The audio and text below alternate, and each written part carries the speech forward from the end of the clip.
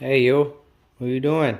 Alright guys, welcome back to another video. Look at that, we got some coilovers, finally, 4 years later. Got them from no other than Heel Toe. Shout out to them. Can't get over how good their service is. Probably the best customer service I've ever had with any company for anything at all. So, if you're gonna order some Acura or Honda parts, definitely order from Heel Toe. You won't have any problems. You can buy the top mounts from them, so they assemble it all for you, but it is a few $100s more, and shipping on these is ridiculous. Like us Canadians here, the shipping is insane. Like, I've ordered a few stuff from them before, and I never had any shipping charges. Well, I had shipping charges, but no duty fees. And I think now they switched to UPS, so now there's duty fees.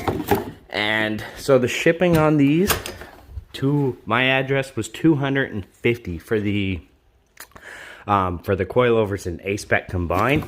Now, before it got to my house, I got a duty fee of $90-something for the coilovers. Then I got another duty fee for these of $110. So all in all, the shipping cost $450, which is crazy.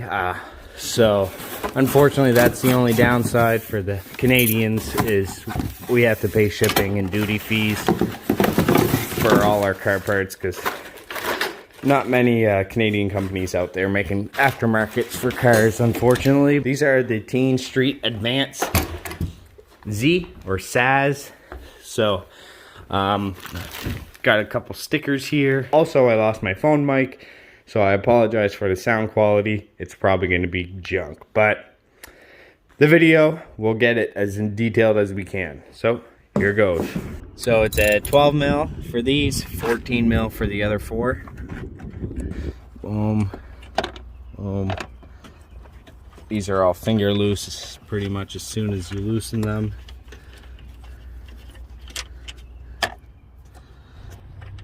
Okay. Pretty rusted, so I'm going to spray it with some stuff first, let it sit for a minute or two, and then I'll remove this one. I believe it's a 14 mil. This one looks like a 10. This is what I spray it with. This stuff smells great, works great. Okay, so I got the breaker bar on here, 14 mil, an extension. I don't like the sounds of that. This is the benefit of driving your car in the winter. Everything rusts and seizes. It's either going or it's stripping. One of the two. There. Came right out easily, luckily. There we go. See? Comes right off. There. Okay. Gotta remove this one too. I broke it loose with the breaker bar, and now I'm just using the ratchet to get it completely loose. Oh yeah, by the way, this is a 17 mil. You're gonna need another one on the other side to stop this, because it's just spinning. Easy peasy. I need a hammer.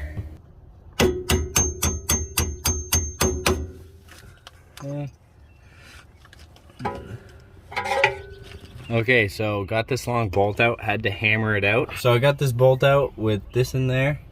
Now this is stuck in there, so gonna have to get that out. There, yeah. Might need two people, so one person's gonna kind of stand on this while you lift up the strut out of this. While then, when they're standing on it, you could kind of pry it out, and it should pop right out. So we were able to shimmy this out. So what you gotta do is you gotta line the strut back into the holes. You're gonna have to get a buddy to put some pressure onto here. You'll be able to wiggle it right out of this. Look how dirty that is. Like, I see people working on cars and they're like brand new. So this is why I don't want to winter drive. And then once it's not winter driven, I want to take everything apart and clean everything and have it all shiny. But anyways, okay, so this is where the jack's gonna come in handy to kind of lift up on the control arm a bit. There, see?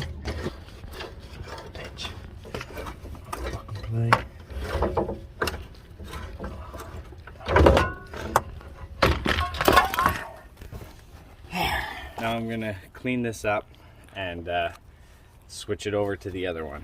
All right, so now you're gonna swap these to the Tein. I thought it was Tein until I watched a video and they're pronouncing it Tein.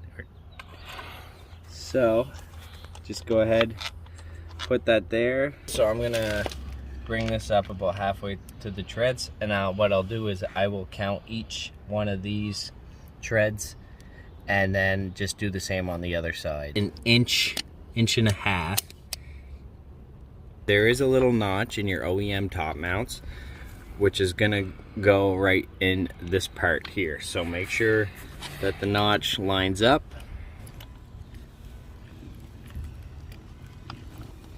There. Go ahead, take your top bolt. I'll just put it right snug. So now everything is snug in place. Now let's go ahead and shove this in. Yeah. I should, if I had time, I would kind of sand all this down with like a wire brush and make it look all new, but I ain't got time for that. All right, so when you put it, this round part faces towards the axle. Make sure this is on the outside. Okay. Mika. Now we're gonna go ahead and line up the holes. While I was underneath holding it, I got my buddy to just kind of finger tight these just so the strut's in place now, or coilover. There, as you can see, he stepped on it. Now he's gonna get off, and it lines right up. There, that's finger tight. Make sure it's pushed all the way up. So now we're gonna put this bolt back through. So maybe I'll use a hammer. Yep. There. This bolt should go right on. That's not the one. Put this bolt through here. Easy peasy, screw that in. This is the 14 mil. This still kind of seems to move a bit, but it is what it is. 14 mil for these. 12 mil for these. These are fast FC 18s. Offset, I believe, is 30, 35. And these are the hub rings. I'm not sure if you can see that number. And these go right here. These were downstairs in the renovations, so I didn't clean them up yet, but they're a gloss black. And when you put these on, you might want to put them the right way. It fit a little better. All right. There. Acura logos for those that don't know.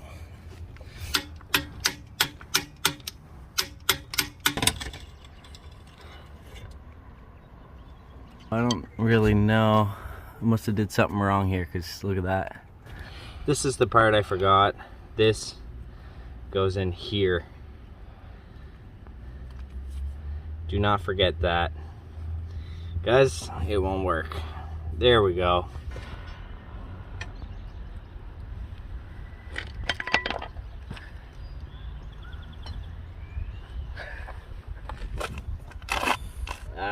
Before I could fist it. Now it's two. I wanted 2 fingers, but it's 3 fingers. 3 fingers is too big. Just want 2 at the most.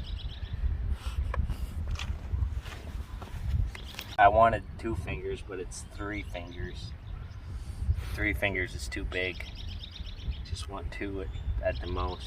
So to take these clips, when you pull them out, you gotta apply pressure on the seat, and then these clips will pop right out easy. And then remove your seat here. Handy dandy tool. Boom. Push my butt up. Use my little chicken legs to push up on that. Don't forget to remove your seat buckles. There, okay. You could also kind of put your shoulder into it. Lift up. And voila. Be careful of these so you don't scratch your paint or anything when you take out the seat. There. Now I'm going to rematch that Type R with my lightweight wheels. The seat's out like last time. Only difference will be the pre-cat deletes and the Tune 4. So that's this. I'm gonna finish the other side to the front. Might have to tackle the rear coilovers tomorrow because the sun's gonna be down in about an hour.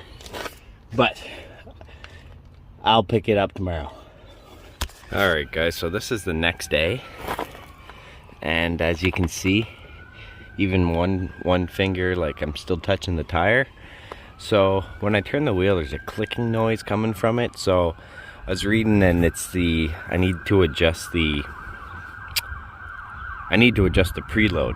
Now Tein recommends 1.6 inch, and I did like 1.2 just because, like in the video, it was too high, and I was getting like 3 fingers. And then when I did the other side, it just dropped both sides. So I'm gonna go ahead and adjust these today. I'm not gonna have time to do the back, and I work tomorrow, so I'm gonna try to wake up early tomorrow. But if not, I'm gonna give you guys a part 1, and then this will be part 1. As you can see there, I have it at like 1 1/4 inch.